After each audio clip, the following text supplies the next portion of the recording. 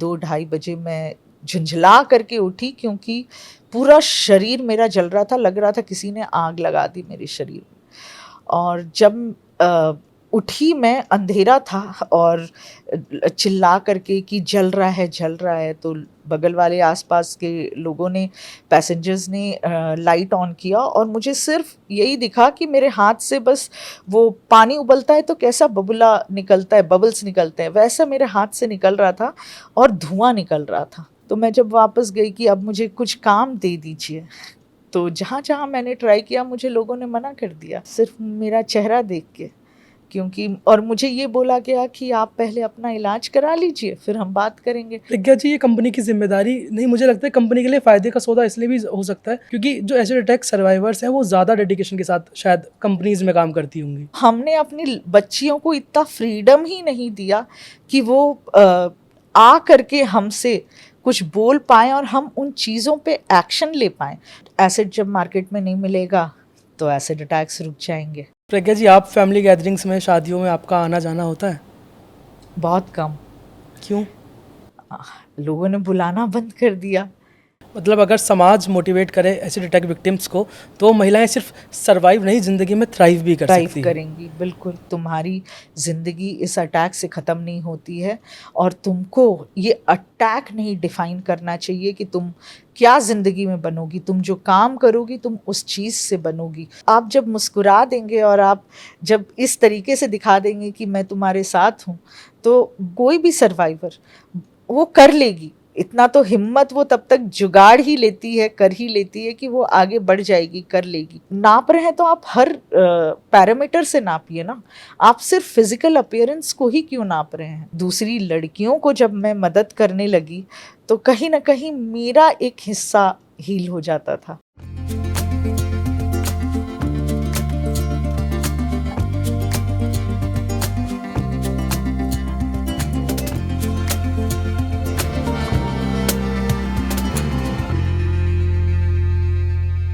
नमस्कार, मैं हूं शिवम गर्ग। आप देखना शुरू कर चुके हैं राष्ट्रीय महिला आयोग द्वारा आयोजित यह कार्यक्रम नवचेतना। और जैसा कि आप जानते हैं, नवचेतना में हम बात करते हैं महिलाओं से जुड़े मुद्दों के बारे में। हम आप तक पहुंचाते हैं वो जानकारी जो आप तक पहुंचनी बेहद ज़रूरी है। और यकीन मानिए, आज जिस विषय पर हम बात करेंगे वो विषय इन तमाम ज़रूरी विषयों में सबसे ज़्यादा ज़रूरी है। क्योंकि अक्सर हम बात करते हैं नाम के बारे में, हम अक्सर बात करते हैं काम के बारे में, मगर आज हम बात करेंगे पहचान के बारे में। आज हम बात करेंगे पहचान से भी परे अस्तित्व के बारे में, और अस्तित्व से भी कोसों दूर आज हम बात करेंगे मौत और ज़िंदगी के बीच की उस बारीक सी रेखा के बारे में जिस पर खड़े होकर कुछ लोग पूरी ज़िंदगी संघर्ष करते हैं। आज हम बात करेंगे एसिड अटैक्स और एसिड अटैक सर्वाइवर्स के बारे में। और आज इस कार्यक्रम में हमारे साथ मौजूद हैं प्रज्ञा प्रसून जी। स्वागत है मैम आपका इस कार्यक्रम में। Thank you Shivam, thank you मुझे यहाँ बुलाने के लिए। मैम, पहला सवाल मेरा आपसे ये रहेगा, आप प्रज्ञा प्रसून को किस तरह देखती हैं? प्रज्ञा प्रसून वो है जो जिसने कभी गिव अप नहीं किया लाइफ में। जी। प्रज्ञा प्रसून वो है जिसने no matter what happened in her life, उसने कभी उस हादसों को, उसके ज़िंदगी में जो हुआ है उसको अपनी ज़िंदगी की दिशा बदलने नहीं दिया। प्रज्ञा जी, पहली ही नज़र में एसिड अटैक सर्वाइवर्स में डिसेबिलिटीज़ दिख जाती हैं, मगर फिर भी क्यों लोग एसिड अटैक सर्वाइवर्स की डिसेबिलिटीज़ पर सवाल उठाते हैं? अब मुझे ये सवाल बहुत लोग पूछते हैं कि एसिड अटैक सर्वाइवर्स डिसेबिलिटी में कैसे आते हैं। तो 2016 के RPWD एक्ट में एसिड अटैक सर्वाइवर्स को भी 21 डिसेबिलिटी में इंक्लूड किया गया है। और मैं तो ये बोलूँगी कि एसिड अटैक सर्वाइवर्स को मल्टीपल डिसेबिलिटी होती है। कितने सारे, ज़्यादातर एसिड अटैक सर्वाइवर्स जिनके चेहरे पे तेज़ाब फेंका जाता है, उनके आँखों की रोशनी को असर पड़ता है। मेरी एक आँखों की रोशनी चली गई। कितने सारे ऐसे सर्वाइवर्स हैं जिनकी दोनों आँखों की रोशनी चली जाती है। तो वो सबसे बड़ा लॉस है अटैक के बाद। उसके बाद हियरिंग इम्पेयरमेंट होता है। आप एक कान से सुन नहीं सकते, एक कान से थोड़ा सा सुन पाते हैं। आप मुंह नहीं खोल सकते, खाना चम्मच मुंह के अंदर नहीं जाता है। आप खाना खाते हैं तो साइड से निकलने लगता है। आप अपना गर्दन एक साइड घुमा नहीं सकते। आप अपना हाथ पूरी तरीके से उठा के जैसे दूसरे लोग पूरी तरीके से घुमा सकते हैं, आप घुमा नहीं सकते। ये सब सारी चीज़ें क्योंकि गले में कॉन्ट्रैक्चर है, एक्जिला में हाथ के अंडर आर्म्स में कॉन्ट्रैक्चर है, आप उँगलियां नहीं हिला सकते, आप लिख नहीं पाते अच्छे से। बहुत सारी ऐसी छोटी-छोटी चीज़ें हैं जो अटैक के बाद बर्न्स के कारण से आती हैं। स्किन हमारा बहुत नाज़ुक सबसे बड़ा ऑर्गन है हमारी बॉडी में, लेकिन बहुत नाज़ुक ऑर्गन है और जब ये डैमेज होता है तो बहुत कॉन्ट्रैक्चर होता है स्किन के आसपास और जिससे मूवमेंट में उस एरिया के मोबिलिटी में मूवमेंट में बहुत दिक्कत आती है। और इस तरीके से मैं तो बोलूँगी कि मल्टीपल डिसेबिलिटी होती है और सबसे बड़ी डिसेबिलिटी जो होती है, जो विजिबल डिसेबिलिटी है फेस डिसफिगरमेंट का, आपकी तो पूरी आइडेंटिटी ही बदल जाती है। आप जैसे दिखते थे, जैसे करते थे हर चीज़ों को, वो आप बिल्कुल नहीं कर पाते हो जलने के बाद। अमूमन डिसेबिलिटीज़ में हम देखते हैं कि किसी का कोई एक सेंस काम करना कुछ कम कर देता है, मगर यहाँ पर तो सभी सेंसेस प्रभावित हो जाते हैं, आप ऐसा कहना चाहती हैं। मैम, आप जैसा कि आपने भी बात करा आरपीडब्ल्यूडी एक्ट के बारे में, मैं जानना चाहता हूँ कि आरपीडब्ल्यूडी एक्ट क्या होता है? आरपीडब्ल्यूडी एक्ट जो होता है वो पर्सन विद डिसेबिलिटी के लिए होता है, जिससे जो 21 डिसेबिलिटी आज जो इंडिया रिकॉग्नाइज करता है, उसमें जितने भी डिसेबिलिटी आते हैं उनको एक प्रोविज़न दिया जाता है। बहुत सारे प्रोविज़न्स हैं उनके लिए, जैसे जॉब में कोटा होता है उनका, और ताकि ताकि वो लोग आगे बढ़ सकें। पढ़ाई में कोटा होता है, उनको थोड़ा वेटेज मिलता है। वैसे ही उनको बहुत सारी डिसेबिलिटीज़ को पेंशन भी मिलता है। वो स्टेट के ऊपर निर्भर करता है, कौन सा किसी स्टेट में 500 रुपये मिलता है, किसी स्टेट में 1000 रुपये मिलता है। तो वो काइंड ऑफ डिसेबिलिटी और स्टेट पे डिपेंड करता है। तो ऐसे कुछ कुछ प्रोविजंस होते हैं आरपीडब्ल्यूडी एक्ट में, जिससे हम एक किसी भी डिसेबल लोगों को जो स्पेशल हैं उनको हम थोड़े प्रोविजंस देते हैं ताकि वो ज़िंदगी में आगे बढ़ सके। क्योंकि उनके पास और भी बहुत सारे चैलेंजेस होते हैं उनके साथ कि वो नॉर्मल लोगों से compete नहीं कर पाते हैं, तो उनको हम वो प्रोविजंस देते हैं ताकि हम उनको और इंटीग्रेट कर सके सोसाइटी में, हर जगह मतलब अलग अलग सेगमेंट में। प्रज्ञा जी, ज़िंदगी में चैलेंजेस तो अक्सर बहुत आ जाते हैं, मगर अगर आप उस समय की बात करना चाहें जब आप रिकवरी के दौर में थी, तब आप किस तरह के चैलेंजेस को देखती थी? चैलेंजेस तो वहीं से शुरू हो गए थे जब से अटैक हुआ था। 17 दिन मैं आईसीयू पे में थी, वेंटिलेटर पे। डॉक्टर को ये श्योर भी नहीं थे कि वो मुझे बचा पाएंगे कि नहीं बचा पाएंगे। उसके बाद फिर प्रॉब्लम वहाँ आया कि कैसे कितना जल्दी हील होगा। मुझे लगभग 6 महीना लग गया मेरे जो बर्न वुंड्स थे, जो घाव थे, उनको हील करने में। और ट्रीटमेंट का बहुत जो इंफ्रास्ट्रक्चर है, जो हम बर्न्स के लिए जो ट्रीटमेंट अभी भी प्रोवाइड करते हैं, अब तो बहुत सारे नए टेक्नोलॉजी आ गए, बहुत सारा ड्रेसिंग मटेरियल्स है जिससे हम जो घाव है उसको थोड़ा सा जल्दी हील कर सकते हैं। लेकिन वहाँ से ले कर के और मैं जॉब नहीं मिला मुझे, मैंने पोस्ट ग्रेजुएशन किया था, कंप्लीट किया था। फिर जब मैं ठीक हुई, थोड़ा सा ठीक हुई, 1 साल बाद ही मैं कोशिश करी कि अब मुझे वापस जाना है, सिर्फ सर्जरी और हॉस्पिटल के ही बस इर्द गिर्द नहीं घूमते रहना है, मुझे आगे भी बढ़ना है, मुझे कुछ करना है। तो मैं जब वापस गई कि अब मुझे कुछ काम दे दीजिए, तो जहाँ-जहाँ मैंने ट्राई किया मुझे लोगों ने मना कर दिया, सिर्फ़ मेरा चेहरा देख के।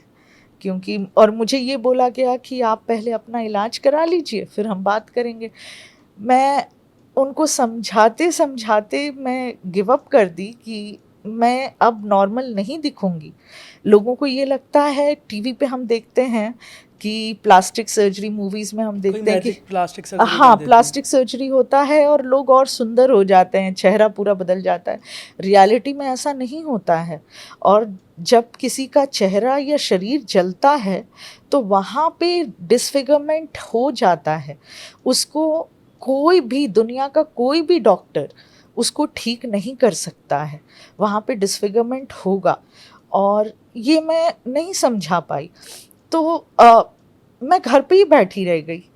अ, ये है कि मेरे घर वाले इतने सपोर्टिव थे और मुझे, एक मेरे कज़िन भैया हैं, उन्होंने मुझे इतना सपोर्ट किया, भाभी ने मुझे सपोर्ट किया, बोला कि तुम बुक पढ़ो। उन्होंने मुझे बुक से इंट्रोड्यूस कराया, कुछ जो सेल्फ हेल्प बुक्स होते हैं, और मैं बहुत पढ़ी। मुझे बहुत अच्छा लगता था, समझना अच्छा लगता था, क्योंकि वो जो 3 साल जो मैं घर पे बैठी रही, मेरे लिए वो बहुत मतलब नाइटमेयर की तरह है कि मैं कुछ नहीं करती थी, बस हॉस्पिटल से घर और घर से हॉस्पिटल करती थी।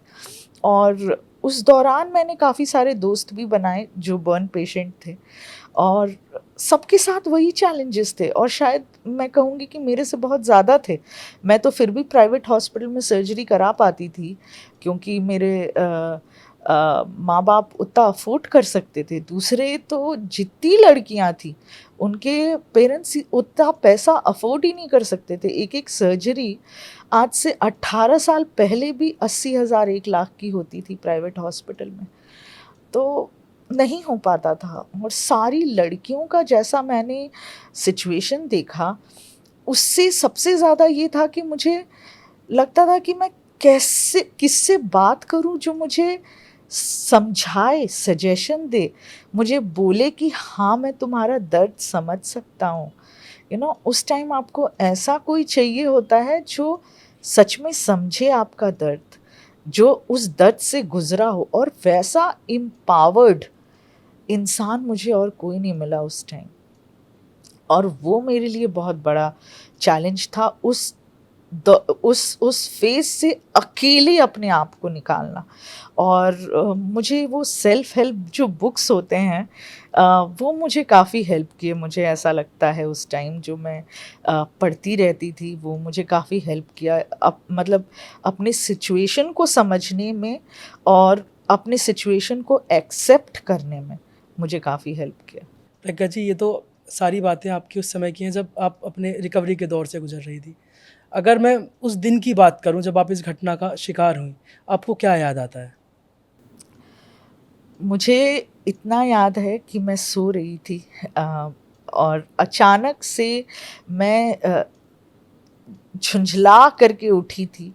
अ, ये कि बस जल रहा था मेरा शरीर, इसलिए। और ये आपके घर की घटना है? नहीं, मैं मेरा घर बनारस में है, तो मैं दिल्ली में पढ़ती थी उस टाइम। तो पढ़ाई मेरी लगभग कंप्लीट हो गई थी, कैंपस प्लेसमेंट था मेरा। तो शादी के 12 दिन के बाद मुझे बनारस से दिल्ली आना था अपने कैंपस प्लेसमेंट के लिए। तो मैं अकेले ट्रैवल कर रही थी उस रात, और रात को मैं सो रही थी। 2 ढाई बजे मैं झुंझला करके उठी, क्योंकि पूरा शरीर मेरा जल रहा था, लग रहा था किसी ने आग लगा दी मेरे शरीर में। और जब उठी मैं, अंधेरा था, और चिल्ला करके कि जल रहा है, तो बगल वाले आसपास के लोगों ने, पैसेंजर्स ने लाइट ऑन किया, और मुझे सिर्फ यही दिखा कि मेरे हाथ से बस वो पानी उबलता है तो कैसा बबुला निकलता है, बबल्स निकलते हैं, वैसा मेरे हाथ से निकल रहा था, और धुआं निकल रहा था। और मुझे समझ ही नहीं आ रहा था कि हो क्या रहा है मेरे साथ। मैं बस चिल्ला रही थी कि जल रहा है, हेल्प मी, हेल्प मी। और ये सुन के जितने उस ट्रेन के उस बोगी के पैसेंजर्स थे, सब भाग गए, और मैं बस अकेले ही चिल्ला रही थी। कुछ देर मैं चिल्ला रही थी, उसके बाद दूसरे बोगी में एक डॉक्टर, लेडी डॉक्टर ट्रैवल कर रही थी, तो वो जब देखी कि सारे पैसेंजर्स वहाँ से भाग रहे हैं, तो उन्होंने एक पैसेंजर से पूछा कि क्या हुआ। तो उस पैसेंजर ने बोला कि बगल वाले बोगी में एक लड़की जल रही है। तो वो अपना कंबल गीला की और दौड़ के मेरे पास भागी, और जैसे ही उन्होंने मुझे देखा वो समझ गई कि ये एसिड अटैक है। और उनके साथ एक और लड़की थी जो खड़ी होके देख रही थी, मेरे ही उम्र की थी, लेकिन वो कुछ समझ में नहीं आ रहा था कि वो क्या करे, उसको कुछ समझ में नहीं आ रहा था। तो जैसे ही वो डॉक्टर ने मुझे देखा, तो सबसे पहले उन्होंने ये किया कि अपना जो सफ़ेद दुपट्टा था उन्होंने मेरे शरीर को उस सफ़ेद दुपट्टा से ढका, क्योंकि तब तक मेरे शरीर के जितने कपड़े थे सब गल के निकल गए थे, लटक रहे थे। तो उन्होंने मेरा शरीर ढका और मुझे बाथरूम एरिया जो होता है, टॉयलेट एरिया, वहाँ ले आई और उस लड़की से बोली कि तुम इसके ऊपर पानी डालना शुरू करो। और वो दोनों लेडीज़ मिल के मेरे ऊपर तब तक पानी डालती रहीं जब तक इटावा रेलवे स्टेशन पे मुझे रेलवे पुलिस ने निकाला नहीं स्ट्रेचर पे। और वही दोनों थीं जो फ़ोन की मेरे घर वालों को, और पुलिस को वहाँ पे फ़ोन की, इन्फॉर्म की, वहीं ट्रेन से, चलती हुई ट्रेन से। तो मुझे ऐसा लगता है कि मेरी ज़िंदगी जो है, जो दूसरी ज़िंदगी है, ये उन्हीं की दी हुई है। प्रज्ञा जी, अगर आज कोई व्यक्ति देखता है कि उसके आसपास कोई एसिड अटैक की घटना हो रही है, जैसा कि आपने बताया कि आपकी मदद के लिए 2 लोग आए, क्या प्रिकॉशन सबसे पहले इस्तेमाल करने चाहिए? ऐसा क्या कदम उठा देना चाहिए कि जो जो घटना हो रही है उसमें कम से कम नुकसान हो पाए? देखिए, सबसे बड़ा और इकलौता फ़र्स्ट एड एसिड अटैक या कोई भी बर्न, इलेक्ट्रिकल बर्न छोड़ के, यही है कि आप उसके ऊपर, जहाँ भी जला हुआ एरिया है, उसके ऊपर पानी डालते रहें। और तब तक पानी डालें, सिंपल नल का पानी डालना, आपको फ्रिज का पानी नहीं डालना है, ठंडा पानी डालने की ज़रूरत नहीं है। आप नल का पानी तब तक डालते रहिए जब तक कि वो बर्निंग सेंसेशन जो है कम नहीं हो जाता है। एसिड अटैक के केस में आपको तब तक पानी डालते रहना है जब तक कि पेशेंट थोड़ा काम नहीं हो जाए, और जब तक कि आप हॉस्पिटल ना पहुंचा दे पेशेंट को या एम्बुलेंस ना बुला लें, तब तक पानी डालते रहिए। ये चाहे आधा घंटा के लिए हो, चाहे 1 घंटे के लिए, आप डालते रहिए। उससे क्या होगा, एसिड जो है पेनिट्रेट करता रहता है, हमारे स्किन के पोर्स होते हैं, उसमें घुसता रहता है अगले कुछ घंटों तक के लिए। तो अगर आप पानी डालते होंगे तो एटलीस्ट जो सुपरफिशियली आप थोड़ा बहुत एसिड को फ्लश आउट कर सकते हैं। तो जितना हो सके आप पानी डालिए। दूसरा कि कुछ और डालने की ज़रूरत नहीं है, कुछ ऑइंटमेंट या दूध बोलते हैं लोग, आटा बोलते हैं, क्लोज़अप बोलते हैं, पता नहीं क्या-क्या टूथपेस्ट बोलते हैं, ये सब कुछ नहीं डाल, ये सब सिर्फ आपका ट्रीटमेंट हॉस्पिटल में डिले करेगा और कुछ नहीं। क्योंकि डॉक्टर को फिर वो पूरा एरिया क्लीन करना पड़ेगा जहाँ आपने टूथपेस्ट लगाया है या दूध लगाया है या ऑइंटमेंट लगाया है। आप सिर्फ पानी डालिए, हो सके तो मतलब जब एकदम बर्निंग सेंसेशन कम हो जाए तब उसको किसी बैंडेज से कवर कर दीजिए। नहीं, और जितना भी कांटेक्ट में, जो भी एसिड के कांटेक्ट में अगर कपड़े आए हैं, स्पेशली जो ज्वेलरीज आए हैं, अगर वो पेशेंट अगर पहनी हुई है या पहना हुआ है, तो वो सबको तुरंत निकाल दें। क्योंकि क्या होता है, वो जो जैसे इयररिंग्स हुआ या चेन हुआ, वो सब स्किन के अंदर चिपक जाता है, चमड़ी में चिपक जाता है, और फिर हॉस्पिटल जा कर के डॉक्टर को उसको निकालने में बहुत प्रॉब्लम होगा, और पेशेंट के लिए वो बहुत दर्दनाक होता है। क्योंकि उसको फिर पानी डाल के जब वो निकालेंगे तो उसके साथ साथ चमड़ी भी निकलती रहती है, स्किन निकलती रहती है, तो बहुत पेनफुल होता है पेशेंट के लिए।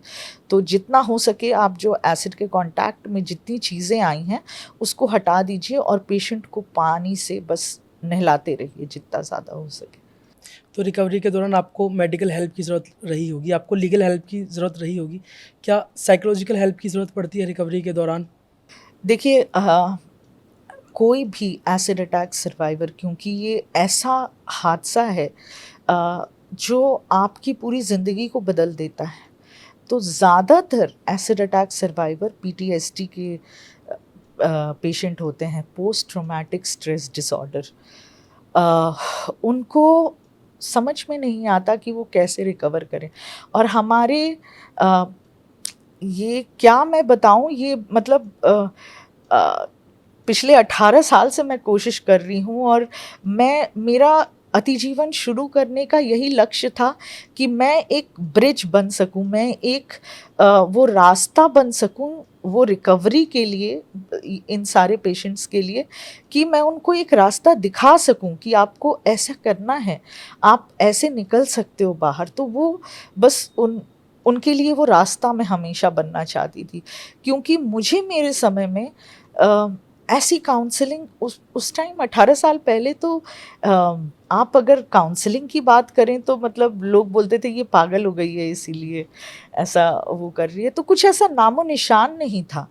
और मुझे कभी ऐसी काउंसलिंग मिली नहीं, और शायद इसीलिए मुझे थोड़ा समय लगा। और वही मैं बोल रही हूँ कि मुझे सेल्फ हेल्प जो बुक्स होते थे, मुझे काफ़ी हेल्प किए उसमें, कि अपने आप को हील करने में। और मुझे लगता है कि जब मैं दूसरी लड़कियों को जब मैं मदद करने लगी, तो कहीं न कहीं मेरा एक हिस्सा हील हो जाता था, मेरा एक हिस्सा खुश हो जाता था। जब अगर किसी को देखती हूँ कि वो जॉब कर रही है और वो कमा रही है, और वो अपने फैमिली को सपोर्ट कर रही है, तो मुझे लगता है मैंने कर लिया, मैंने वो अचीव कर लिया। प्रज्ञा जी, आप बहुत सी ऐसे ड्रग सर्वाइवर्स के साथ काम कर रही हैं। आप किस तरह का बदलाव उनकी ज़िंदगी में देखती हैं? अतिजीवन फाउंडेशन के माध्यम से हमारा कोर फोकस हमेशा उनके ट्रीटमेंट पे रहता है।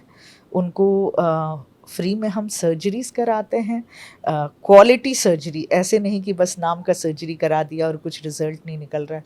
जितना हो सके उनको उनका चेहरा जितना बेहतर बना सके, उनको मोबाइल जितना बना सके, उतना हम कोशिश करते हैं।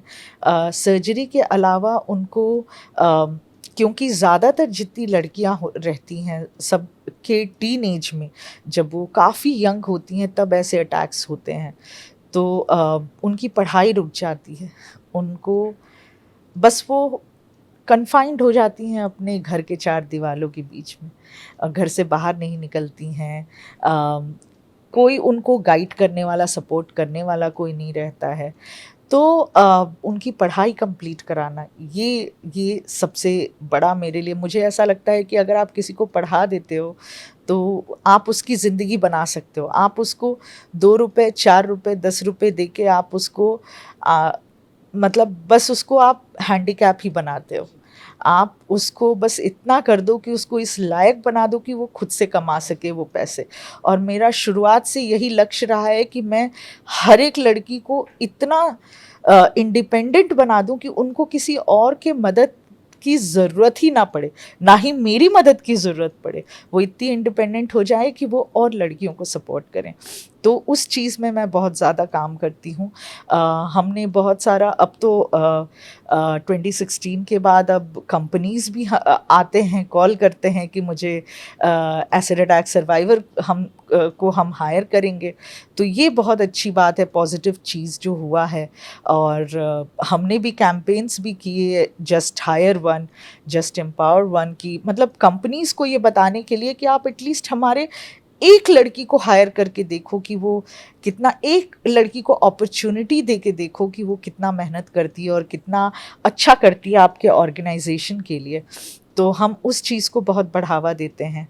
और जो लड़कियां या औरतें नहीं काम कर पाती हैं, 9 to 5 जॉब नहीं कर पाती हैं, बहुत सारे की फ़िज़िकल प्रॉब्लम भी होती हैं, और बहुत सारों के पर्सनल प्रॉब्लम्स भी होते हैं कि वो बाहर निकल के एक शहर में जाके या कहीं भी सुबह से शाम तक जॉब नहीं कर सकते, क्योंकि उनके बच्चे हैं, उनको घर में देखना है, या वो उतनी पढ़ी नहीं हैं और वो मतलब लेट 40s में हैं या 50s में, कि अब वो पढ़ाई नहीं करना चाहती हैं। तो उन औरतों को हम छोटा-छोटा बिज़नेस स्टार्ट करके देते हैं। छोटा मतलब एक छोटी सी सब्जी की दुकान भी करके देते हैं, एक छोटा सा ज़ेरॉक्स सेंटर करके देते हैं। बहुत ज़्यादा खर्च इसमें नहीं आता है, लेकिन उससे वो फैमिली इंडिपेंडेंट बन जाता है, वो औरत इंडिपेंडेंट बन जाती है, और वो हमारे, चाहे वो 5,000 ही महीने का क्यों ना कमाए, हमारे लिए वो इम्पॉर्टेंट है कि वो पैसे कमा रही है। और धीरे धीरे वो उस पैसों को कमाना वो कमाई को बढ़ाएगी, धीरे धीरे वो मतलब 5,000 का 7,000 करेगी, बस उसको वो सपोर्ट और वो पुश की ज़रूरत है। तो मैं ऐसा बिलीव करती हूँ कि उनको बढ़ाने का सबसे बड़ा तरीका है उनको इंडिपेंडेंट बनाना और पढ़ाना, और या फिर किसी तरह का काम कराना। तो 18 साल में जैसा कि आपको बहुत सारी दिक्कतें आई थी जॉब के समय, अभी भी क्या उस तरह का ही माहौल है या स्थितियाँ कुछ बेहतर पहले से हुई है? पहले से तो काफ़ी बेहतर हैं, क्योंकि आज मेरे पास कॉल आता है, आज भी मेरे पास एक कॉल आया है कि आप रिज्यूमे भेजो, तो एक एमएनसी का कॉल आया है, तो मेरे पास कॉल्स आते हैं। अब कितनी हायरिंग होगी वो तो कैंडिडेट के कैपेबिलिटी पे डिपेंड करता है, लेकिन सिचुएशन बदला भी है, लेकिन कंपनीज अभी भी बहुत हिचकिचाती हैं, सबसे ज़्यादा हिचकिचाती हैं कि कोई भी फ्रंट डेस्क जॉब नहीं देना चाहती हैं। उनको ऐसा लगता है कि हमारे कस्टमर जो हैं या हमारे क्लाइंट जो हैं वो उनको ऑकवर्ड लगेगा, उनको शर्म आएगी, वो कैसे रिएक्ट करेंगे। तो इन चीज़ों के कारण कंपनीज अभी थोड़ा सा हिचकिचाती हैं, और उसके लिए मैं बहुत सारे वर्कशॉप सेशंस करती हूँ कि उनको समझाने के लिए, बताने के लिए। हमारे कुछ बच्चे हैं, ग्रुप ऑफ बच्चे हैं जो स्कूल के बच्चे, वो लोग नुक्कड़ नाटक करते हैं एक स्टोरी के माध्यम से ये बताने के लिए कि एक एसिड अटैक सर्वाइवर को हायर करना आपकी जिम्मेदारी है, आपको करना चाहिए, और कम से कम एक ही लड़की को अपॉर्चुनिटी आपको ज़रूर देना चाहिए। तो हम अवेयरनेस का बहुत काम करते हैं इस पे कि लोग और इतना हिचकिचाएं नहीं, और ज़्यादा से ज़्यादा एसिड अटैक और बर्न सर्वाइवर्स को हायर करें अपनी कंपनी में, या किसी भी तरह का अपॉर्चुनिटी दें जिससे वो अपनी लाइफ इज्जत के साथ जी सकें। प्रज्ञा जी, ये कंपनी की जिम्मेदारी नहीं, मुझे लगता है कंपनी के लिए फ़ायदे का सौदा इसलिए भी हो सकता है क्योंकि जो एसिड अटैक सर्वाइवर्स हैं वो ज़्यादा डेडिकेशन के साथ शायद कंपनीज़ में काम करती होंगी। बिल्कुल। देखिए, किसी भी दूसरे इंसान के लिए 4 अपॉर्चुनिटी हो सकती हैं, 10 अपॉर्चुनिटी हो सकती हैं, लेकिन एक एसिड अटैक सर्वाइवर के लिए अगर आप हायर करते हो, उसके पास ज़्यादा अपॉर्चुनिटी नहीं है। एसिड अटैक सर्वाइवर्स को जब आप कोई भी जॉब अपॉर्चुनिटी देते हैं तो वो अपने पूरे शिद्दत के साथ करेंगी, क्योंकि कोई भी दूसरे इंसान को या कोई और इंसान को अगर आपके पास एक जॉब नहीं है तो आप दूसरे के लिए ट्राई करोगे, आप एक जॉब से आप खुश नहीं हो तो आप 4 जॉब और ट्राई करोगे, आपके पास अपॉर्चुनिटी होती है, आप 4 जगह जा सकते हो। लेकिन एक एसिड अटैक सर्वाइवर्स को कौन जॉब देता है? और हमारे जैसे लोग हैं या कोई एनजीओज़ हैं, जो एनजीओज़ हैं वो लोग हेल्प करते हैं, सपोर्ट करते हैं ऐसे जॉब दिलाने में। वो क्या करती हैं उसके बाद, उनके पास और कोई ऑप्शन नहीं है, तो उसी जॉब को वो पूरे अपने शिद्दत के साथ करेंगी, पूरी लॉयल्टी के साथ करेंगी, जब तक कि आप उनको ना निकालो, वो तो बिल्कुल काम करेंगी। तो एसिड अटैक सर्वाइवर्स, मुझे लगता है, या कोई भी पर्सन विद डिसेबिलिटी, जहाँ भी आप उनको अपॉर्चुनिटी दोगे जॉब का, वो अपने पूरे दिल लगन के साथ, शिद्दत के साथ काम करेंगे, और मुझे लगता है आपको एक लॉयल एम्प्लॉय मिलेगा अगर आप काम दो। मैम, जॉब की दिक्कत परेशानी तो एक तरफ हो गई, आपने बोला कि फ्रंट डेस्क जॉब तो बिल्कुल ही नहीं मिल पाती है। इस तरह के और क्या क्या स्टीरियोटाइप्स हैं जो एसिड अटैक सर्वाइवर्स के साथ जुड़े हुए हैं? सबसे बड़ा वो तो है कि कोई भी जब देखता है तो सबसे पहले बोलता है, पूछने से पहले ये बोलता है कि इसने ही कुछ किया होगा, इसीलिए इसके ऊपर अटैक हुआ। तो वो जो विक्टिम ब्लेमिंग है ना, हम बहुत ज़्यादा सोसाइटी में करते हैं। हम हमेशा लड़कियों को ये देखते हैं कि इसी की गलती रही होगी, और हम हमेशा ये बना करके रखते हैं एक धारणा कि इसने ही कुछ किया होगा। आप क्यों नहीं ये देखते हैं कि आपने क्या ऐसी सोसाइटी बनाई जब आपकी लड़की को किसी ने पीछा किया, स्टॉक किया, तो आपकी लड़की क्यों नहीं आपके पास आके बोली? अगर आपके पास आके बोलेगी तो आप घर पे बैठा दोगे, शादी करा दोगे, पढ़ाई छुड़ा दोगे, कोचिंग छुड़ा दोगे, घर पे बैठा दोगे। तो बच्ची आपकी इतनी डरती है कि आपसे कुछ बताती नहीं है, और नहीं बताती है, वो किसी तरह झेलती है, किसी तरह गुजरती है उन चीज़ों से, एक ऐसा दिन आ जाता है जब ऐसे अटैक्स या किसी टाइप का वायलेंस हो जाता है उसके साथ, तो भी आप उसी को ब्लेम करते हो। तो हमने अपनी बच्चियों को इतना फ्रीडम ही नहीं दिया कि वो आ करके हमसे कुछ बोल पाएँ और हम उन चीज़ों पे एक्शन ले पाएँ। हम कभी एक्शन अपनी बच्चियों के टुवर्ड्स ले लेते हैं, ना कि उस कल्प्रिट के टुवर्ड्स जिसने ऐसा काम किया, जिसने उसका पीछा किया, जिसने उसको परेशान किया, छेड़खानी करी। हमको वहाँ एक्शन लेना चाहिए। दूसरा ये चीज़ है कि हम सुंदरता को बहुत वैल्यू देते हैं।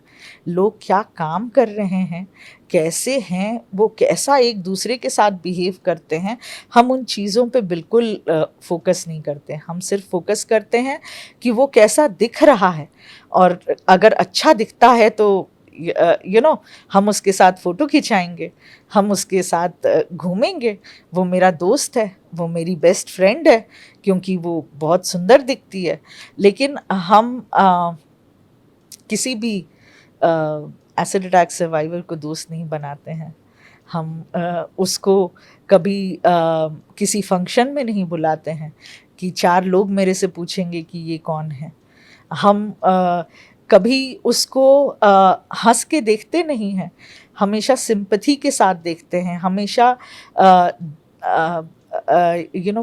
पिटी के साथ देखते हैं कि हाय उसके साथ क्या हो गया। आप उसको मुस्कुरा के देखिए, आप किसी का दिन बना देंगे। आप प्रज्ञा जी, डीपीडब्ल्यूडी का एक डेटा है कि पुरुष एसिड अटैक सर्वाइवर्स यूडीआईडी के लिए ज़्यादा आवेदन भेजते हैं।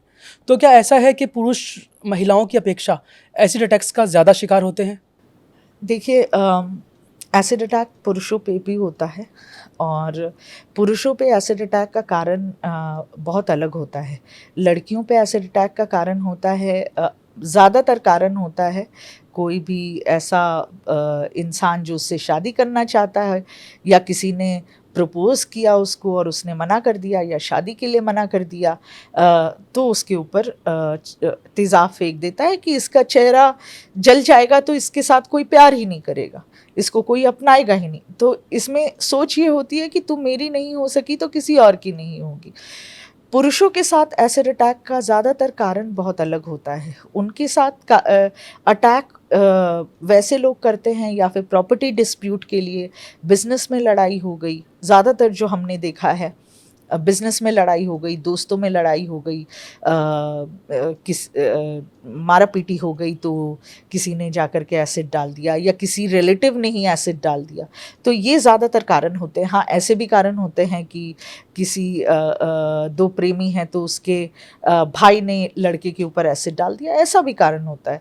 लेकिन ये बहुत कम है। पुरुषों में एसिड अटैक का कारण ज़्यादातर प्रॉपर्टी डिस्प्यूट और बिजनेस राइवलरी, ये सारे मतलब पैसों को लेकर के ज़्यादातर ये होता है। तो पुरुषों पे एसिड अटैक होने का ये कारण, जब एसिड अटैक होता है तो वो अपने प्रोडक्टिव ईयर्स में होते हैं, मतलब 20s, लेट 20s, 30s। तो वो ऑलरेडी समाज को बहुत अच्छी तरीके से जान चुके होते हैं, पढ़ाई कंप्लीट कर चुके होते, लगभग पढ़ाई कंप्लीट कर चुके होते हैं, या ग्रेजुएशन में होते हैं, या अब कोई बिजनेस कर रहे होते हैं ऑलरेडी, तो उनको नॉलेज होता है।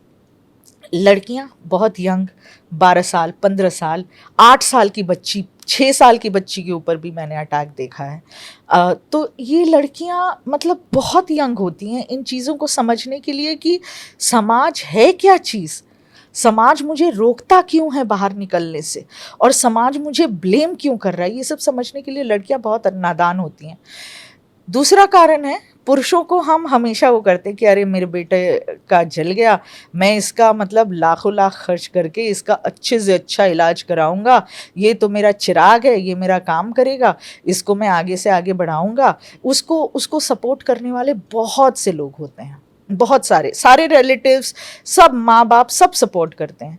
और एक लड़की के साथ जब होता है तो हाय इसकी तो किस्मत ही ख़राब है, इसके साथ कोई शादी नहीं करेगा, अब इसकी ज़िंदगी बर्बाद है, अब ये करेगी क्या, पढ़ाई लिखाई जो भी पढ़ती लिखती भी होती है वो भी छुड़ा करके घर में बैठा देते हैं।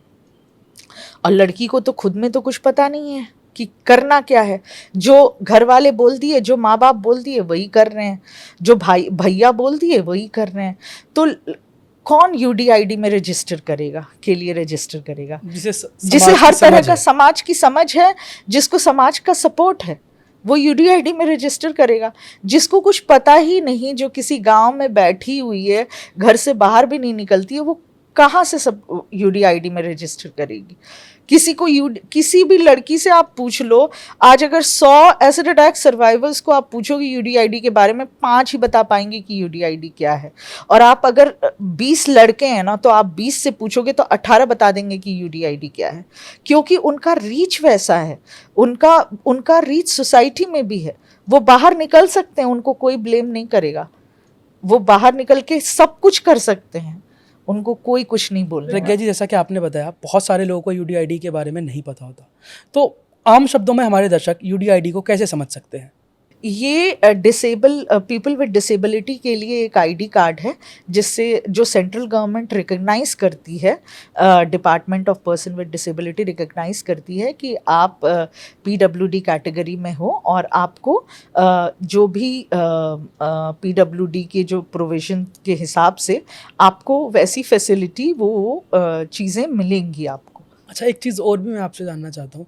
आजकल सरकार हर चीज़ में केवाईसी को प्रमोट कर रही है, बायोमेट्रिक्स को प्रमोट कर रही है, तो एसिडेक्स के बाद तो हमारी स्किन में हो सकता है कि फिंगरप्रिंट्स चले जाते होंगे, तो वहाँ किस तरह की चुनौतियों का सामना एसिडेक्स सर्वाइवर्स करती है? ये तो फिंगरप्रिंट्स आपने एक बहुत छोटी सी बात बताई। मेरे और ऐसी बहुत सारी छोटी छोटी चीज़ें हैं, जो चैलेंजेस मतलब नहीं होना चाहिए, नहीं आना चाहिए। देखिए, ऑलरेडी जो सर्वाइवर्स हैं, वो बहुत सारे चैलेंजेस फेस करके किसी तरह हिम्मत लगा के बाहर निकलती हैं और कुछ करने की कोशिश करती हैं। और मैं ये मानती हूँ कि जो ये जितना ज़्यादा हम उनको एज अ सोसाइटी सपोर्ट कर पाएँ, हमको करना चाहिए। और एंड ऑल्सो गवर्नमेंट जितना सपोर्ट कर सके, और करती है गवर्नमेंट। लेकिन कुछ ऐसी चीज़ें हैं, डिजिटलाइजेशन आजकल हम कर रहे हैं, बहुत अच्छी बात है, हम डिजिटलाइजेशन कर रहे हैं, उससे बहुत सारे पीडब्ल्यूडीज़ को बहुत आसानी भी हुई है। लेकिन एक छोटा सा इंसिडेंट मैं बताऊंगी। मैं 2 साल पहले एक सिम कार्ड लेने गई थी अपनी बेटी के लिए। वो अभी माइनर है, तो मैं अपने नाम से लूँगी उसका सिम कार्ड। उसको कहीं ट्रिप पे जाना था, स्कूल ट्रिप पे, तो मैं सोची कि मैं उसको एक उसका सिम कार्ड लेके दूँ। और जब मैं गई एक नया सिम कार्ड लेने के लिए, मुझे मना कर दिया गया। मुझे बोला गया कि आपके नाम का सिम कार्ड नहीं मिल सकता है, क्योंकि मेरा एक आँख ब्लिंक नहीं करता है, पलक मेरा झपकता नहीं है, सिर्फ एक साइड का पलक झपकता है, एक आँख का पलक नहीं झपकता है। तो कुछ साल पहले एक गाइडलाइन आया था आरबीआई का कि मतलब ऐसा ये होता है कि गाइडलाइंस आते हैं, बोला जाता है कि ये फॉलो करिए, और जो ये कंपनीज़ होती हैं या ऑर्गेनाइजेशंस होते हैं, ये लोग खुद में समझ के अपने से एक नया अपना तरीका निकाल लेते हैं। तो जो टेलीकम्युनिकेशन का जो गाइडलाइन था, उसमें ये बोला गया था कि आपको सिम लेते टाइम आपको एक लाइवलीनेस का प्रूफ लेना है। तो अब ये जो टेलीकम्युनिकेशन कंपनी वालों ने, इन्होंने सोच लिया कि लाइवलीनेस का प्रूफ आई ब्लिंक ही हो सकता है। तो जब आप सिम कार्ड आप ध्यान देंगे, आप जब नया सिम कार्ड लेने जाते हैं तो आपका लाइव फ़ोटो लेती है जो भी वहाँ पे स्टोर में जो होता है, और वो लाइव फ़ोटो लेते टाइम आपको बोलता है कि आप एक बार पलक झपकाइए। अगर आप उसमें नहीं झपका पाते हैं तो आपका वो जो ऐप है, जो कैमरा है, वो रिकग्नाइज़ नहीं करेगा आपका फ़ोटो, और उस चीज़ में आप फेल हो जाएंगे और फिर आपको वो सिम कार्ड नहीं देंगे। तो मुझे उस टाइम बोला गया कि आप अपने हस्बैंड के नाम पे ले लो सिम कार्ड। मैं बोली मेरे पास सारे डॉक्यूमेंट्स हैं, मैं तो अपने नाम का ही लूँगी। अल्टीमेटली मैं वो सिम कार्ड नहीं ले पाई, क्योंकि उनका वो प्रोविज़न अलाउ ही नहीं किया, मुझे आगे स्टेप पे ही नहीं जाने दिया। पिछले साल मेरे साथ ये हुआ था कि मैं एक नया बैंक अकाउंट खुलाना चाहती थी, सेपरेट बैंक अकाउंट। तो उसके लिए जब मैं गई तो सेम यही प्रोसेस उन्होंने बैंकिंग सिस्टम में भी स्टार्ट कर दिया।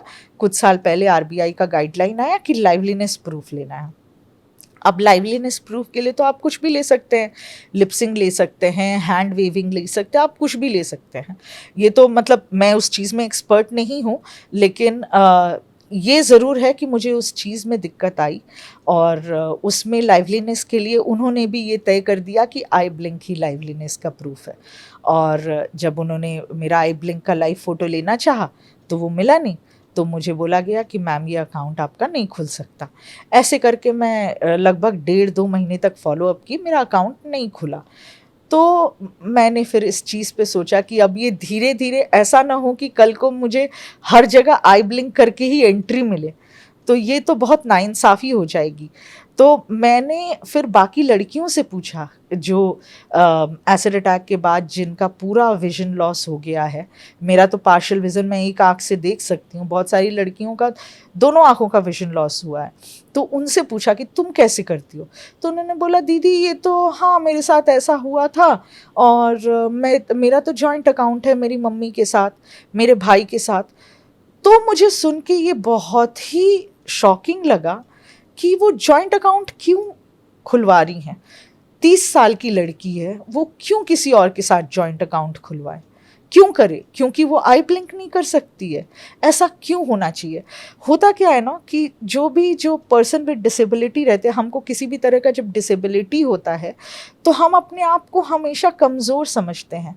तो हम अगर कोई चीज़ जो हमको दूसरे लोगों के हिसाब से जो नहीं मिल पाता है, तो हम उसमें पीस कर लेते कि चलो हाँ मेरे में ही कमी है कि मुझे वो चीज़ नहीं मिल रहा है।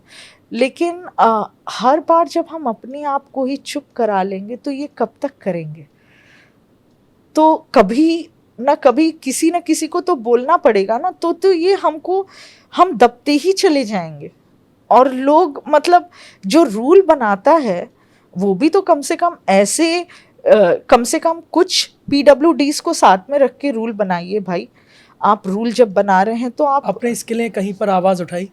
मैंने इसके लिए PIL डाला, और अभी 17 मई को चीफ जस्टिस ऑफ इंडिया ने भी बोला कि ये बहुत इम्पॉर्टेंट इशू है, और इस पे हम सारे स्टेक होल्डर्स को नोटिस भेजेंगे कि उन्होंने लाइवलीनेस का सिर्फ एक ही माध्यम, एक ही पैरामीटर क्यों डाला है। मेरा आस्क बस एक सिंपल है कि आप लाइवलीनेस के लिए आप मल्टीपल ऑप्शंस रखिए ना, आप सिर्फ आई ब्लिंक को क्यों रखें? बस, और कुछ नहीं। बहुत अच्छी बात है कि ऐसे रूल्स होने चाहिए ताकि कोई मतलब बेईमानी ना कर सके किसी के साथ, राइट? कोई चोरी ना कर सके। लेकिन ऐसे रूल्स सबके लिए इंक्लूसिव भी होना चाहिए, सबके लिए इजी भी होना चाहिए। तो बस आप और 2-4 ऑप्शन, और इस चीज़ में जो रूल्स बना रहे हैं वो लोग ज़्यादा एक्सपर्ट हैं मेरे कंपैरेटिवली, राइट? तो वो लोग और कुछ 2-4 ऑप्शंस निकाल सकते हैं। बस मेरा आस्क यही है कि आप 2-4 ऑप्शंस और दे दीजिए लाइवलीनेस के लिए, रैदर देन बस आई ब्लिंक को रखना। समता और समानता की तो बात होनी ही चाहिए, मगर एक चीज़ ये है कि इन सबका जो मूल एक जो जड़ है वो है एसिड अटैक्स। हम उसे किस तरह से रोक सकते हैं? एसिड जब मार्केट में नहीं मिलेगा तो एसिड अटैक्स रुक जाएंगे। हम सुप्रीम कोर्ट ने 2013 में बोला था, सारे स्टेट गवर्नमेंट को बोला था कि आप अपने स्टेट में एसिड का सेल रेगुलेट कीजिए। बैन तो हम नहीं कर सकते क्योंकि हम बहुत सारी चीज़ों पे में यूज़ करते हैं एसिड को, लेकिन हम कॉन्सेंट्रेटेड की जगह डाइल्यूटेड एसिड यूज़ कर सकते हैं, जो कि कम नुकसान देगा इंसान की चमड़ी को, इंसान मतलब हमारे स्किन को, और जो कि इतना ज़्यादा नुकसान, इतना ज़्यादा डिसफिगरमेंट नहीं होगा जिसके कारण। तो सबसे बड़ा स्टेप तो यही है कि हम ज़्यादा से ज़्यादा एसिड सेल को रोक सकें। और हमको क्यों रिटेल काउंटर पे ज़रूरत है?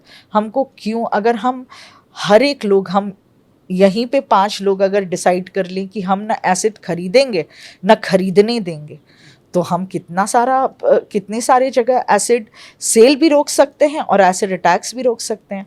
एक सिंपल सा काम हर एक इंसान, हम सारे लोग कर सकते हैं कि आप जहाँ रहते हैं वहीं पे आसपास 4-5 हार्डवेयर शॉप और जो राशन की दुकान होते हैं जहाँ पे एसिड मिलता है, आप वहाँ पे जा कर के उन दुकान वालों को जागरूक कीजिए। बोलिए कि सर आप इतना एसिड नहीं बेचिए, कॉन्सेंट्रेटेड एसिड नहीं बेचिए, कितना नुकसान करता है, लोगों की ज़िंदगी बर्बाद कर देता है, आपको नहीं बेचना चाहिए। और अगर आप किसी को बेच रहे हैं तो आप उसका आधार लेके बेचिए। वहाँ पे ये डर हो जाएगा कि अरे मेरा आधार दुकान वाले ने ले लिया, कारण पूछा कि आपको एसिड क्यों चाहिए, वो बोल रहा है, दुकान वाला बोल रहा है कि आपको एसिड बाथरूम धोने के लिए नहीं खरीदना चाहिए, आप हार्पिक खरीदो।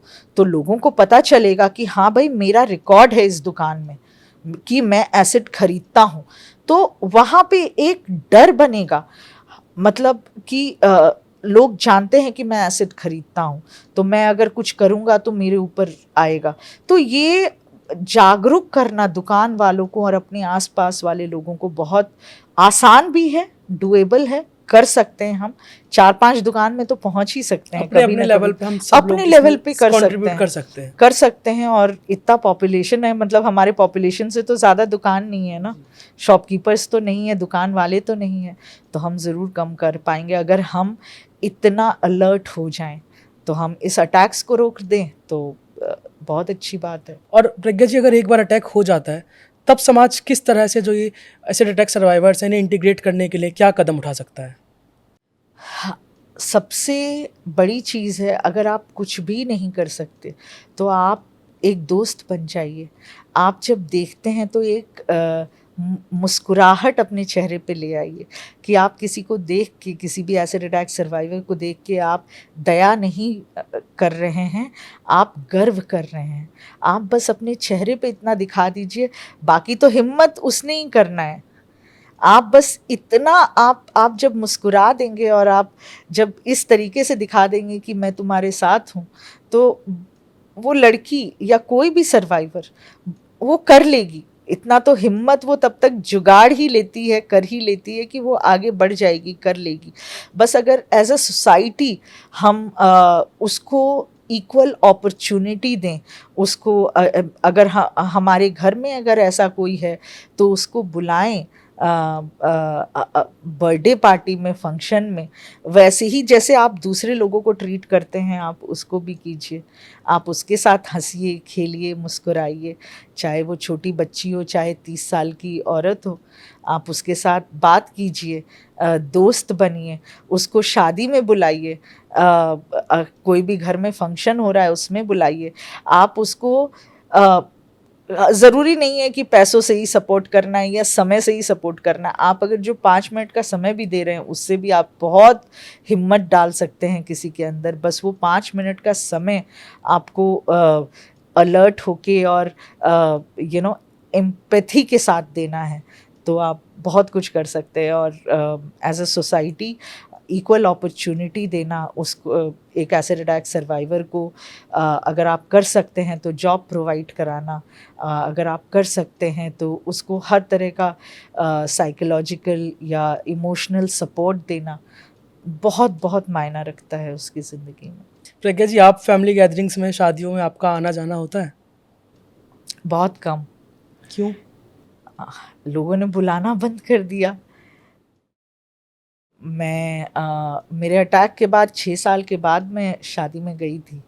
अब अपनी बहन के शादी में तो गई ही थी, अपनी बहन के शादी में, लेकिन ऐसे बाहर किसी शादी में बहुत कम, गिने चुने 2-4 शादियों में गई हूँ इतने साल में, 18 साल में। मगर अब तो आप बहुत सी महिलाओं के जीवन में परिवर्तन ला रही हैं, आपकी एक अलग पहचान है। अब भी आपको लोग अगर इस तरह से देखते हैं तो फिर इसका समाधान क्या हो सकता है? आह, बहुत लंबा है, बहुत लंबा है ये समाधान का जो जर्नी है ना, ये बहुत लंबा है। हमको शुरुआत से अपने बच्चों को ये सिखाना पड़ेगा कि इट्स ओके कि अगर कोई बहुत सुंदर नहीं दिखता है, हम, क्योंकि बचपन से हमारे अंदर ये घुसाया जाता है कि जो सुंदर है वही अच्छा है। और सुंदरता का पैमाना भी बिल्कुल अलग। हाँ, बिल्कुल अलग, गोरा होना चाहिए, चेहरे पे दाने हो गए तो ये हो गया, ये ध्यान नहीं रखती है, ये कुछ खा ली होगी। ये क्यों? आप काम जो कर रहे हैं, आप जो लोगों के साथ कैसे उठ रहे हैं, बैठ रहे हैं, वो आपकी सुंदरता है, ना कि आपका फिजिकल अपीयरेंस। सिर्फ मतलब आप नाप रहे हैं तो आप हर पैरामीटर से नापिए ना। आप सिर्फ फिजिकल अपीयरेंस को ही क्यों नाप रहे हैं कि वही अच्छा है, जो सुंदर दिखता है वही अच्छा है, जो गोरा है वही अच्छा है, जिसके चेहरे पे कोई दाग नहीं है, जिसकी स्किन चमक रही है वही अच्छा है। तो हमको अपने बच्चों को सिखाना पड़ेगा कि हमारे सोसाइटी में बहुत तरह के लोग होते हैं, जो चल नहीं पाते हैं, जो देख नहीं पाते हैं, जिनको किसी तरह का भी फेशियल डिसफिगरमेंट है, किसी का हाथ नहीं है, किसी का पैर नहीं है, लेकिन वो भी हमारा समाज का एक हिस्सा है, और हमको उनको भी उतनी ही इज्जत और उतना ही इक्वालिटी के साथ उनको लेकर के चलना है जैसे हम किसी और को लेके चलते हैं। मतलब अगर समाज मोटिवेट करे एसिड अटैक विक्टिम्स को, तो महिलाएं सिर्फ सरवाइव नहीं, जिंदगी में थ्राइव भी कर ड्राइव सकती हैं। करेंगी, बिल्कुल। मैम, जब आप बाहर निकलती हैं तो आपको किस तरह के रिएक्शंस देखने को मिलते हैं?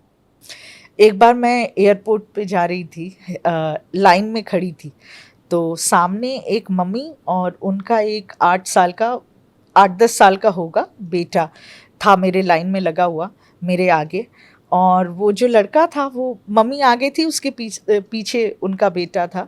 वो लड़का मुझे देख के तरह तरह की शक्ल बना रहा था, कभी यक कर रहा था, कभी चिढ़ा रहा था मुझे, और मैं उसको स्माइल कर रही थी, क्योंकि मैं समझ रही थी ठीक है 8 साल का है, 10 साल का है, मतलब लगभग मेरी बेटी के बराबर का था, तो मुझे समझ में आ रहा था, मैं स्माइल कर रही थी उसको। और अचानक से उसकी मम्मी पीछे मुड़ के उसको देखी, और देखी कि वो मुझे मुंह चिढ़ा रहा है या मुंह बना रहा है। तो उसकी मम्मी ने बोला, नहीं ऐसा नहीं करो, मम्मी को आंटी को स्माइल करो। और उसने मुझे फिर स्माइल किया। मैं यही कहना है कि मुझे सॉरी नहीं चाहिए, मुझे स्माइल चाहिए। जी। और किसी भी एसिड अटैक सर्वाइवर को, या कोई भी लड़की या जिसको फेशियल डिसफिगरमेंट है, उसको आपकी सिंपैथी नहीं चाहिए, आपका कंधा चाहिए, आपका साथ चाहिए, आपकी दोस्ती चाहिए, आपका स्माइल चाहिए। तो और एक इंसिडेंट है। मैं ये समझती हूँ कि बहुत ज़रूरी है हमको अपने बच्चों को सिखाना कि हमको कैसे इंक्लूसिव रहना है एज अ सोसाइटी। मेरी बेटी जब 5 साल की थी, तब उनका वो LKG में होता है, ग्रेजुएशन डे होता है, तो वो हुआ, सेलिब्रेट हो रहा था, तो मैं भी गई थी। तो वहाँ पे एक किसी बच्ची की पेरेंट आकर के, मदर आकर के मेरे से बोली कि मेरी बेटी आपकी बेटी को बहुत मिस करेगी। तो मैंने भी रेसिप्रोकेट किया, मैंने बोला हाँ, मेरी बेटी भी आपकी बेटी को बहुत मिस करेगी। मुझे नहीं पता था उसकी बेटी कौन है, लेकिन क्योंकि उसने मुझे ऐसा बोला, तो मैंने भी बोला कि हाँ, मेरी बेटी भी बहुत मिस करेगी। और जब हम अंदर गए, तो मैंने देखा कि वो अपनी बेटी को गोद में टांगी हुई थी। और थोड़े समय बाद, 10 मिनट बाद, मैंने ये रियलाइज़ किया कि उनकी बेटी चल नहीं सकती है। और फिर वो मेरे बगल में आके बैठी और मुझे बोली, ये 30 बच्चे हैं, ये सारे बच्चों में सिर्फ आपकी बेटी, मेरी 5 साल की बेटी, ये कुछ साल पहले की बात है, आपकी बेटी मेरी बेटी को हेल्प करती है। आपकी बेटी उसका टिफ़िन लंच बॉक्स खोलती है, उसका बॉटल खोलती है, और उसके साथ लंच टाइम में रहती है, उसके साथ लंच करती है, और कोई बच्चा नहीं रहता है। तो आज से ये बहुत मिस करेगी, क्योंकि आपकी बेटी दूसरे स्कूल में जा रही है। वो जो मोमेंट था, इतना प्राउड वाला मोमेंट था मेरे लिए, एक एज अ मदर, एज एक माँ के नाते, कि मुझे लगा कि बस ऐसा ही तो सारे बच्चों को होना चाहिए, ऐसा ही तो एक दूसरे का दर्द समझना चाहिए। मेरी बेटी, क्योंकि उसने बचपन से पैदा हुई है, तब से वो मुझे देख रही है, मेरा काम देख रही है, तो उसे पता है कि उसके आसपास जो कम जो कमज़ोर हैं उनको उसको मदद करना है। तो ऐसे हम क्यों नहीं सिखा सकते अपने सारे बच्चों को, अपने छोटे बच्चों को। तो अगर ऐसे सारे बच्चे हो जाएं तो कभी किसी का मजाक नहीं उड़ेगा, कभी किसी के ऊपर कोई हंसेगा नहीं और सवाल नहीं करेगा कि तुम भूत की तरह दिखती हो या ऐसा। तो हमको अपने यंग जनरेशन को ये बताना और सिखाना बहुत ज़रूरी है। और प्रज्ञा जी, आज का युवा अपने लुक्स को लेकर बहुत ज़्यादा कॉन्शियस रहता है, उस पर आपके क्या विचार है? लुक्स को लेकर के कॉन्शियस रहते हैं लोग आजकल। वीडियोस सोशल मीडिया पे इतना कॉन्शियस रहते हैं कि तरह तरह के फ़िल्टर्स लगाते हैं कि अपने आप को कितना बेस्ट दिखा सके। रियलिटी कुछ और होती है, लेकिन वो सोशल मीडिया पे अपने आप को तरह तरह का फ़िल्टर्स लगा करके बेस्ट दिखाना चाहते हैं। तो मुझे तो ऐसा लगता है कि आप बजाय कि इन चीज़ों पे फोकस करने की कि आप कितने सुंदर दिख रहे हैं, आप ये देखिए कि आप काम क्या कर रहे हैं, आप कैसे अपने समाज में एक बदलाव ला सकते हैं, आप कुछ अच्छा अपने लोगों के लिए कर सकते हैं। इन चीज़ों पे फोकस करें। आप इन चीज़ों पे फोकस करें कि आप अपने परिवार को कितना अच्छा आगे लेकर के जा सकते हैं, आप कितना अच्छा अपने करियर को आगे लेकर के जा सकते हैं, कर सकते हैं। सुंदरता क्या है? वो बस एक डेफिनेशन है हमारे, जो हमने बनाया है कि ये अच्छा दिख रहा है, ये नहीं अच्छा दिख रहा है। राइट। तो जो लोग कल मुझे नहीं बुलाते थे, आज कुछ लोग बुलाते भी हैं। तो मेरा काम उनको पसंद आता है, इसलिए वो मुझे बुलाते हैं। और मेरे सुंदरता को लेकर के कितने लोग कब तक मुझे बुला लेते, राइट। तो काम से आप हर जगह जाने जाओगे, ना कि आपकी सुंदरता से, मुझे ऐसा लगता है। और इसीलिए आप अपने काम पे मतलब अपने कर्म पे ध्यान दें और आप अपने कर्म को बढ़ाएं आगे। मैं जानना चाहता हूँ आपसे, आप उन महिलाओं को क्या संदेश देंगी जो एसिड अटैक का शिकार हुई हैं, और साथ ही आपका संदेश समाज के लिए भी क्या रहेगा? समाज के लिए तो मैं यही कहना चाहूँगी कि ऐसे अटैक्स किसी के भी साथ हो सकते हैं, कभी भी हो सकते हैं। भगवान न करे वो आपके आसपास कोई हो। और हमको इस तरीके का वायलेंस जो औरतों के साथ ज़्यादातर होता है, उसको रोकने में हमको एक दूसरे का हाथ पकड़ के आगे बढ़ना पड़ेगा।